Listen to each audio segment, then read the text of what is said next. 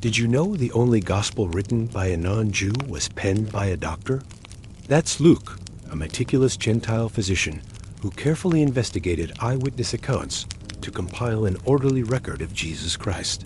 Hey there! If you are genuinely enjoying these Bible story summaries, and they have helped you understand God's Word a little more clearly, please take a moment to like, comment, and share this video. Your support helps us reach more people who are hungry for the truth of Scripture. And don't forget to subscribe and hit the notification bell so you never miss a new summary. Thank you, and God bless you. Now let's continue. This is a story about God's relentless pursuit of the lost, demonstrated through the life, death, and resurrection of his Son, Jesus, as witnessed and recorded for a Gentile audience.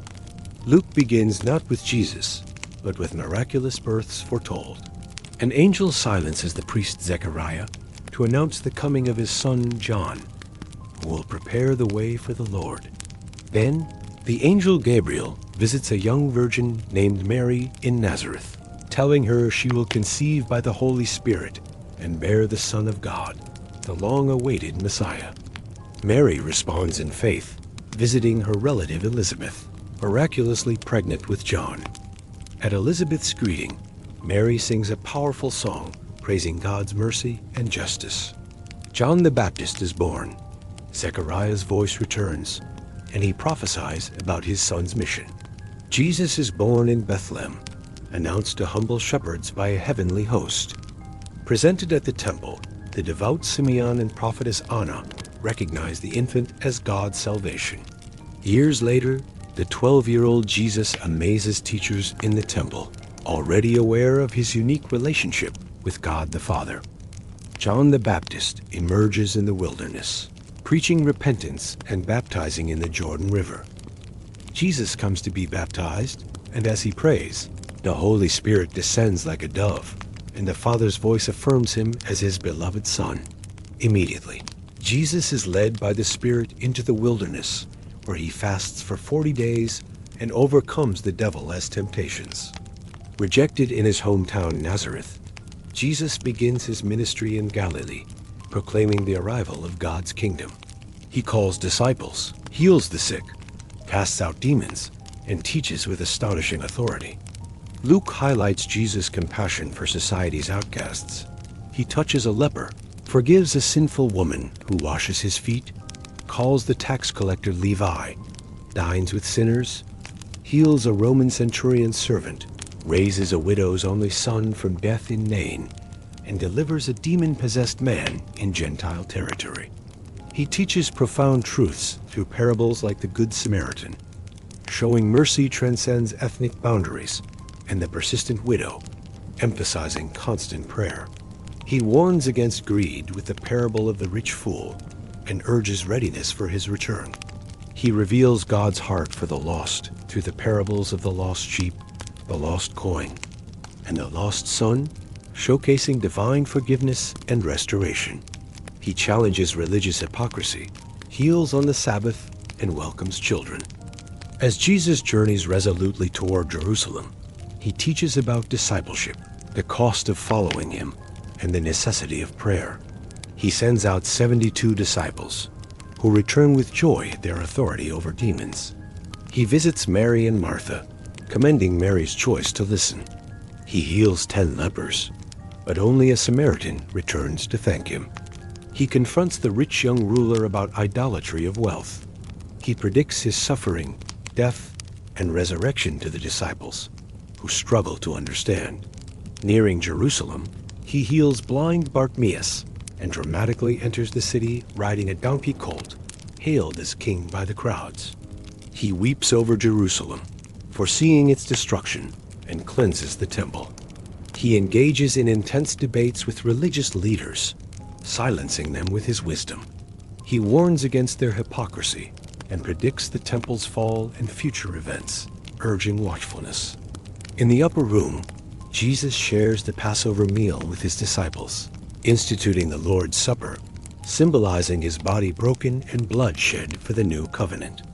He tells them he will be betrayed and they will desert him. After praying agonizingly in the Garden of Gethsemane, Jesus is arrested by a mob led by Judas. Peter denies knowing him 3 times. Jesus is mocked, beaten, and subjected to trials before the Jewish council and the Roman governor, Pontius Pilate, who finds no guilt but yields to the crowd's demands. Herod Antipas also mocks him. Pilate ultimately sentences Jesus to crucifixion. Jesus is led to Golgotha and crucified between 2 criminals. One criminal mocks him, the other believes, and Jesus promises him paradise. Darkness covers the land. Jesus cries out, commending his spirit to the Father, and dies. The temple curtain tears in 2. A Roman centurion declares Jesus' innocence. Jesus is buried in a new tomb by Joseph of Arimathea. On the 3rd day, women disciples, including Mary Magdalene, Joanna, and Mary the mother of James, find the tomb empty. Angels announce, "He is not here. He has risen." The women tell the disciples, but the men initially dismiss it as nonsense. Peter runs to the tomb, seeing the linen cloths. That same day, Jesus appears to 2 disciples walking to Emmaus, explaining the scriptures concerning himself. Their eyes are opened when he breaks bread. Jesus then appears to the 11 in Jerusalem, showing his wounds, eating fish to prove he is not a ghost. He opens their minds to understand the scriptures, declaring that repentance for the forgiveness of sins must be preached in his name to all nations, beginning in Jerusalem. They are to wait in Jerusalem for the promised Holy Spirit. Jesus leads them out to Bethany, blesses them, and ascends into heaven. The disciples return to Jerusalem with great joy, continually praising God. Luke's account offers profound truths. It reveals a God who actively seeks the lost, the broken, and the outsider, embodied in Jesus' ministry to Gentiles, women, sinners, and the poor. Salvation is offered freely to all who repent and believe, regardless of past or position, as demonstrated by the thief on the cross. Luke emphasizes prayer, the work of the Holy Spirit, and authentic joy found in God's grace. It challenges us to examine our own hearts. Do we, like the religious leaders, cling to self-righteousness? Or do we, like the repentant sinner, recognize our need for a Savior? Jesus' mission statement in Luke 19:10 rings true. The Son of Man came to seek and to save the lost. This is the heart of the gospel. God's relentless, compassionate pursuit of humanity through Jesus Christ, culminating in his sacrificial death and victorious resurrection, offering forgiveness and eternal life to all who turn to him in faith.